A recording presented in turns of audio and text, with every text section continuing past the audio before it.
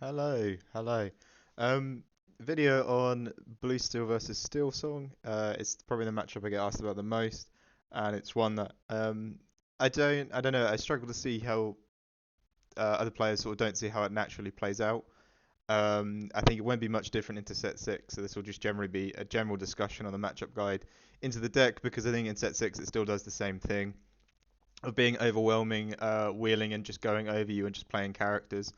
But I still think the matchup's not that bad. I think if you can get a Quill set down and they can't break it, because most of them aren't going to be playing a Benger or anything like that, you'll just basically always be getting a lot of value after each wheel because you'll be playing with such a high ink advantage. You can keep slamming things down on the board. As long as their wheel doesn't burn all of your good cards, you should be in a good strong spot throughout the game. And then at one point, when you've controlled the board enough and stopped them singing, you can flip the tempo with Aerial and play a dime at 9 ink and just win by getting a massive amount of lore in one turn. So overall, I think the matchup is relatively fair. I always feel on the play I feel fine. On the draw I feel like I have to fight for it and take some risks and hopefully win. I'm going to flash both my set 6 list and my set 5 on the screen at the same time because I think the matchup's probably not going to change much, or at least going into the first week it won't change much. It'll just be the same similar lists, and they might try out like the Vassal Simba card and like, Tiana or something like that. They might try the Lilo out as well, but I don't think their lists drastically changed in the first week, so we'll see. But yeah, going into the matchup, I think what I will say is, so we have to look at the three sort of versions of their hands, like their bad hand, their average hand, and their top end hand. I think their top end, if they get optimally what they want perfectly, if they're able to just wheel and able to just keep singing and just go over you with questing and playing characters and playing too many threats for you to answer, I don't think we win that matchup. It's always very hard to do that. If you're not cancelling out their singers and you're not stopping them from doing their game plan of just wheeling and just flooding the board and playing Pete and stopping you from interacting with the board, it's very rare to win that matchup. But on the flip side, is I very rarely see that hand come out. I think as well, Steel Song is probably one of the more complex decks in the game to play at a very high level. I think anyone can pick it up and play a 1-2 and then set up a aerial sing it. But to play it at the top end level, where you can like able to make cuts and win on the draw very efficiently. I think the deck takes a lot of skill, so I optimally don't see those hands very much. And the Mulligan is still very tricky to work around, as you've got lots of lines and lots of different directions you can play it. Lots of cards you want to keep and what you don't. So I don't tend to see the optimal hand that most, except if I'm in a competition and you're high in Swiss or whatever, and you're playing against a Steel Song player that's also achieved getting there as well. Their mid-range hand, I think, is fine, and if you can cancel out the singer, which we tend to be able to do, or cancel out their shift lines, we tend to win that quite easily. I think so as well. You just ramp into Quill, get a Tinkerbell or a Simba set up, play the game of do they have the removal for the Tinkerbell? If they don't, you can just end up start mopping up the board. Simba is pretty much never going to get removed. I don't see World's Criminal's Mind very commonly played in decks. Maybe one or two you'll see it locally played, but I think on a major scale that card's sort of been ruled out because the card was an answer for Tamatoa, and the idea is that if you're in a matchup where Tamatoa is able to be on the board, you've probably lost that matchup anyway. So singing or playing World's Greatest Criminal Mind isn't going to get you back into that matchup. You just need to accept it and go game two. So yeah, I think ramping and putting one of them can beat the mid hand. And I think their low hand, of course, if they just brick, you just win that game. So that's nice. That's for any deck, though, in any game ever. But yeah, and if comparing our hands, our top end, and of course, if we optimally run what we want to do, which is something like ramp heavy and tower and dime, that's not really something they care about. So we have to go more towards the steel removal and steel package of the deck. So I think it is very winnable. They do have a line where if they just go, I hope no Steel Song player watches this and just realizes if they play against us and they have this in their deck and they go Daisy, Smee, Lawrence, it is tremendously hard for us to get back into that game because our return will be Porp, 2-drop like a Smee if we can afford it, Quill, and then maybe hit something. This is the most optimal we can return with that fight, is Quill, hit something with a Smee, play a fire the cannons, throw a Tinkerbell on the board, and hopefully try and start mopping things up there. If they haven't already Zeused and removed a bunch of stuff, or they haven't already Rapunzel healed and got an insane card draw advantage, so they can just flood whatever we remove. But if they're able to go Daisy, Smee, Lawrence, you tend to just lose that matchup. Very hard. It doesn't feel like into RP where they go Flynn Sisu Castle and you do have some agency there. They've just played too many 4 health characters, and because we have to steal maths, we don't just remove things with red cards. It's very hard for us to work that damage in. I don't think we could just generally afford it. But Smee fire the cannons, take something out. Hopefully they have to hit something on the snapback rather than have a spell, but they probably have let the Storm Rage on and make Lawrence sing it. Um, and then getting a Tinkerbell down and trying to do, hit things for 4 and move the 2 damage around and maybe hardcast the swords, and then hope they don't have a particularly good follow up so we can just keep going into them. But yeah, overall in the game plan, I'm just trying to keep the board early, very early on in control. We'll do this either way, and in set 6 we get a lovely card with Jim Hawkins, who we can instantly just take out a Daisy or something like that, or a Smee or a Lawrence or whatever we have. Everything's got 4 health, not Smee, but anything that's got 4 health, we can now hit it. And if we can get one more ramp, we could even just take out a Rapunzel. That'd be awesome. Um, but yeah, he's going to be a really powerful card. I think he's going to slow down the like how much lore they're going to gain early on, requiring us not to have Quill and to fire the cannons because Quill can feel quite scary to have in your hands. I see a lot of the Steelsong players cutting bare necessities or cutting less, and that's mainly because they don't have it for our matchup. Let's be honest, no one's really, when they build their deck, thinking, how do I beat blue steel? And that has been something that's been in our favour for a little while because they just commonly don't see the deck. The bare necessities is for other matchups, but of course, if they Cindy and then turn 1 and then sing bare necessities, take our Quill, that used to be a rough thing. And prior to when the deck was very popular, that was quite a common play that people would do against us. But now, because they don't really fear the matchup too much, they're probably just going to Daisy turn 1.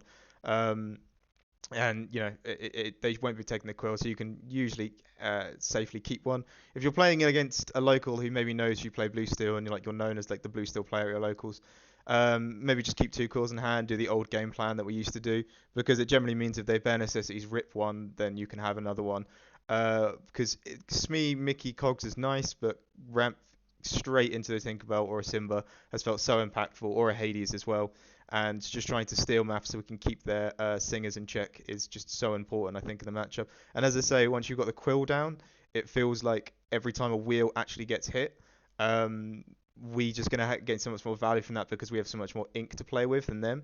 And if you have to make them hard cast the wheel, that's just even more insane. But if they're singing aerial, let's just hypothetical, if they sing it on turn 4 after playing the aerial, and we've got Quill down and we're on the play and we've managed to get a lot of ramping done, we're going to be playing with X amount larger amounts of ink than they will be playing with, even if they were able to sing it and secure themselves 4 ink for the following turn.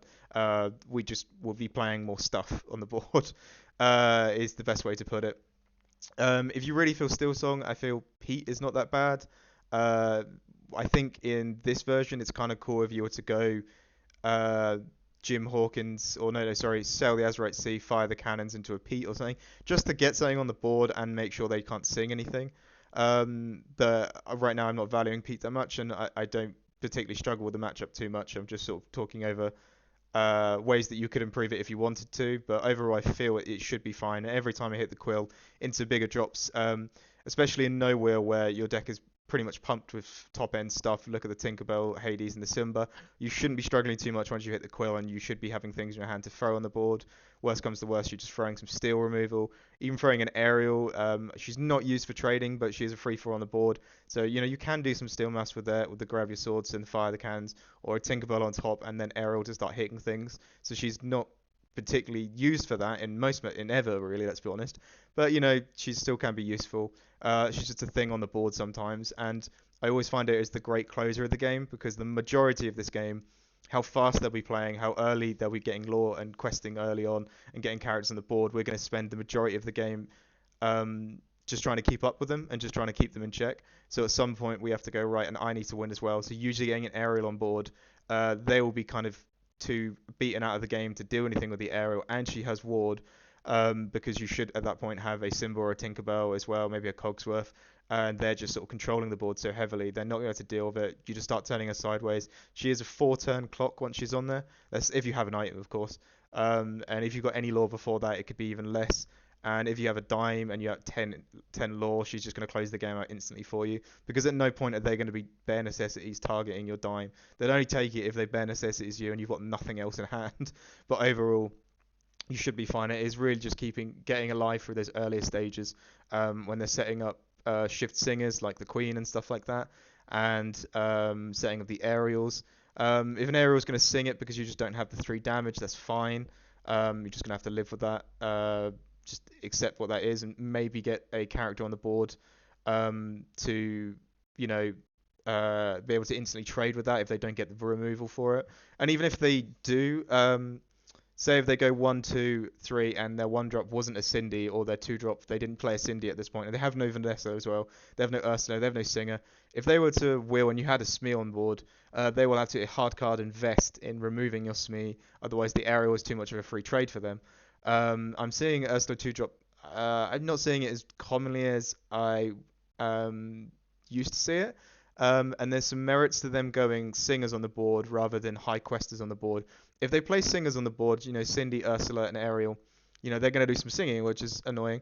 But if you just don't really give them anything to hit, ramp to a Cogsworth and then get your Tinkerbell, Simbas, and Hades out, they're not going to have high questers on the board. They've been playing and investing on keeping your board in check by playing singers that can sing songs to remove your stuff. But if you just go, right, there's no point of you playing this Smee that just gets Zeused by that, then they're just going to quest and get 1 lore, rather than if they played a Smee on that turn, they won't be getting, the 2 lore that is a much higher and just more important amount. And there's also another tip as well I'd say to suggest is you can just play Have They Got It. If you play the Smee and, they have a Cindy and you're kind of saying, right, now you need to find 2 characters and a strength, otherwise you can't turn that Cindy sideways.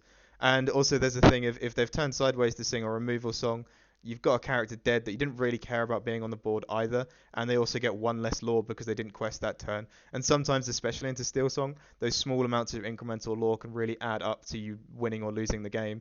So, I think it was Jonathan Lamb said to me once that sort of Cindy turning sideways just means singing something just means she didn't get the quest, which is an interesting way to look at it. But sometimes those incremental amounts of lore really do stack up.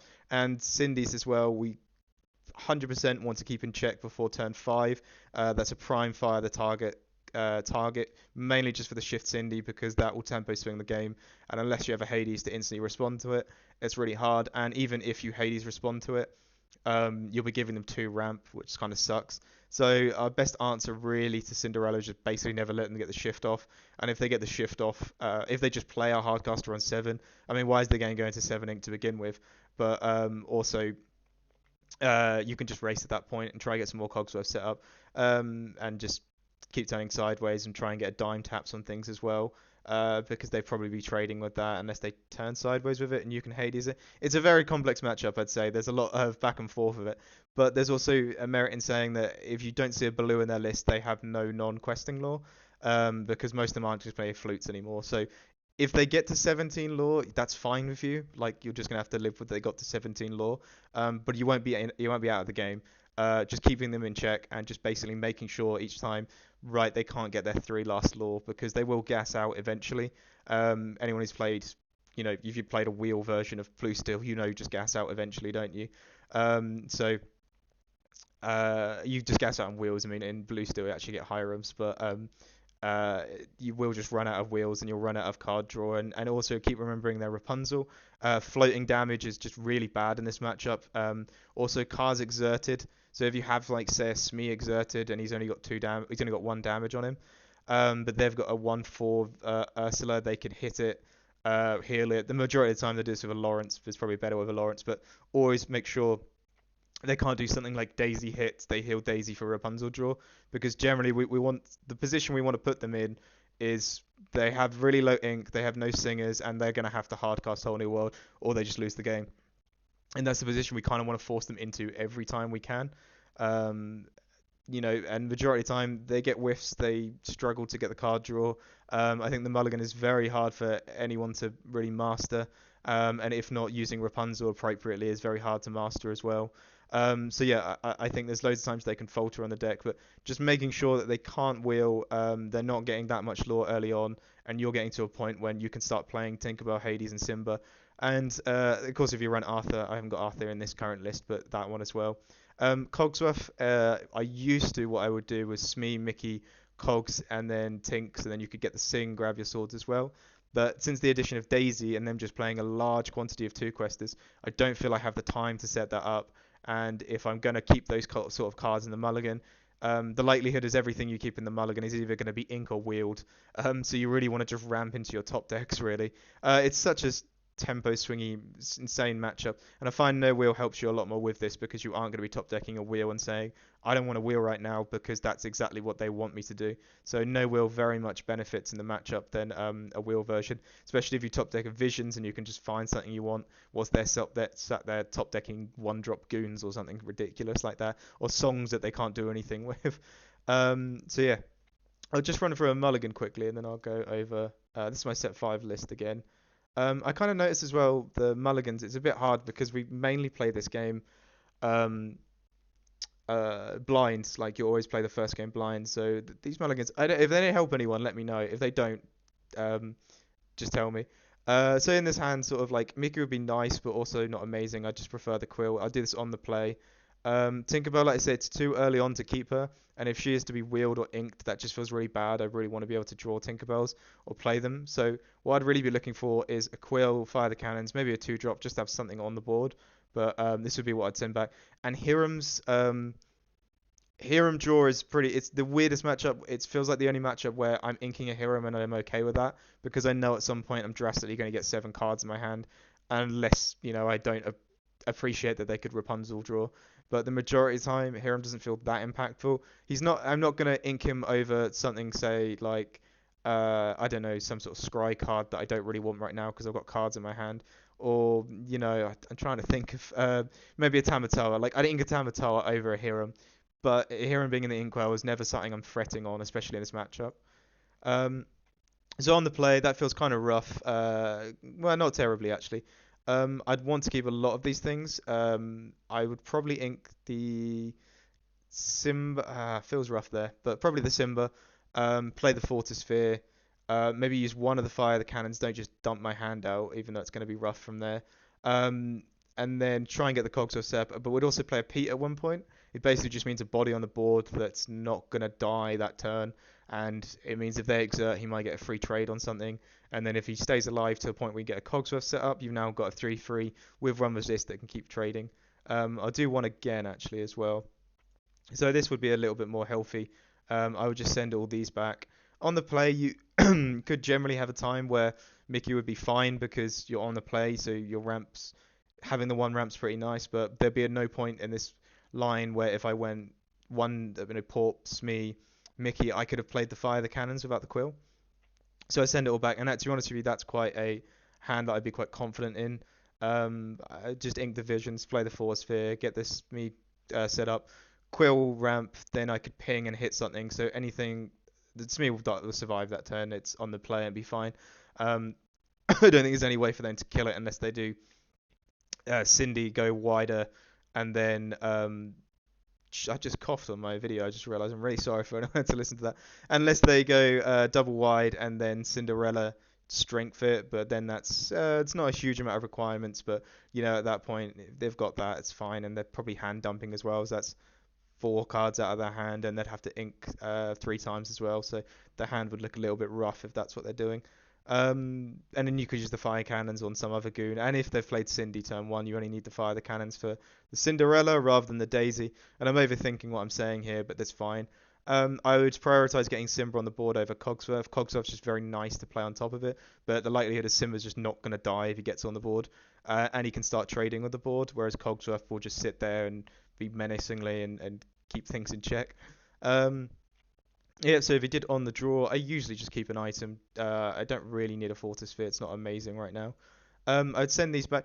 There's a merit to keeping the broom, and I kind of like keeping the broom because it will just not die on the snapback. Like it won't just. If you were to hit a Cinderella and then it's turned sideways, Smee will go down to 1 health left, rather than Magic Broom won't. And if they lay a goon and for some reason turn it sideways, like a 2/2 Queen or a 2/2 Prince, 2/2 Robin Hood, you could kill it and it wouldn't die on the snapback. And it will sometimes mean they won't quest with it as well. Whereas Smee, they know that they can quest with it, and you probably wouldn't take. Well, you would actually take the trade actually, but it just means it wouldn't die. So I generally sometimes want the Magic Broom over this, um, and hopefully find a fire the cannons, which does feel strange, yeah. And I think Cogsworth's too early to keep. That's awkward. I'd say that's not amazing. I'd see what you draw first. Get the Porpsicle down. And then actually, if you have the Porpsicle first, you can more confidently play the Smee because you get to heal it. The awkward part is just having a Cheater in hand. Sometimes you might want to play it. The weird thing with Cheater I found with Steelsong players is they'll just generally, like a moth to a flame, ping it. Because they just don't want you to get the card draw, or they just see a free thing to ping. And if they let the Storm Rage on it, they get a card draw and take a character out, so that's not bad. She's the only card that makes it kind of awkward in this matchup, but you can play her down, I think, still. Or you can just ignore her and hopefully you find a Quill in his hand and start tidying that up a little bit. But yeah, that's the only annoying part in this hand, I'd say. And getting a Quill would be nice. But if you were to miss the Quill, what I'd say you could do is Porp, Smee, Pete, and you've got, 2 3 3s on the board now, or Magic Broom if you wanted to. But I think with the Porp, Smee is a bit more of a confident play, and that's the only reason I said I wouldn't play it, is because he takes too much damage. So you need the Porp to heal it. Um, you can go Smee, Pete, and you can quill some of the damage as long as they don't have the most insanely optimal hand. You can start trading, or at least force them to not turn sideways, and hopefully you would just draw it into some ramp or some bigger things here. But yeah, I think there's a way to play this into a winning hand, but it's not an overly confident one. Yeah, this is why I don't want Cheater in hand. Uh, Probably send all of this back. I'd even, because we're on the draw and we've got the fire the cannons, um, we're probably not going to be wanting to Fortisphere turn one. Um, and if we're going to keep the fire the cannons, and if we're basically just committing to that line, I tend to maybe want to send the Fortisphere back. Also as well, just weirdly in this matchup again, I don't prioritize very heavily drawing with the Hiram. So setting up the item doesn't really do much for me here. And if it's a Fortisphere, it doesn't really do much either. I kept it in the other hand because it's generally I just didn't want to ink pass. Because I got nothing to fire the cannons anyway, so I might as well put an item down. It's better than nothing.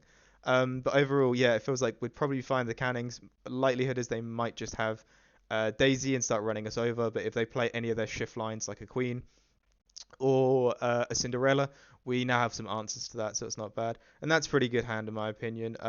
So we will ink, and then if we've got Vision, Ink of Visions, or Ink of Tamatoa, sorry, straight away. He's just not particularly useful in this matchup unless he's the closer. Ink the Tamatoa, fire the cannons, anything we need to. If not, we get to keep that as removal. Play the Ink the Visions, play the Broom out, then Quill, hit the Daisy, and fire the cannon. The only thing I think you don't fire the cannons on turn one is Daisy. So put the Broom down, fire the cannons. At that point, we're just ramping to get Tinkerbell and Cogsworth set up and just trying to overwhelm the board with removal and answers. And then eventually you will just close the game out with getting an aerial set up and a dime if you need it, or Ariel herself just turning sideways tends to be enough in my opinion, because it's like the best quester in the game. But yeah, that's sort of all of my approaches to the matchup. I think that's a bunch of gobbledygook that I've just sort of thrown out there. I hope some of it helps. As I say, I don't tend to find the Steelsong matchup that scary. It just feels like this really, really aggressive start, and then you mellow out into just playing big, heavy steel removal and Hades, and keeping the board in check, and then just turning sideways with aerial to finish the game off. So I never tend to find the matchup that scary. The only time I think it's ever a real instant loss is if they play Daisy, Smee, Lawrence. But at that point, I just want them to basically only have a handful of Whole New Worlds. Otherwise, I just feel I'm totally out of that matchup. Um, and if they get the singers off and they get the high rolling done, you're just gonna lose that matchup as well. But don't be afraid, because besides I think Ruby Sapphire, like every deck will just lose to that. You've just basically been high rolled. And Lorcana has a lot of decks where you have that capability. I'd say Blue still has that capability. It used to have that capability, but we sort of lost it as Ursula can.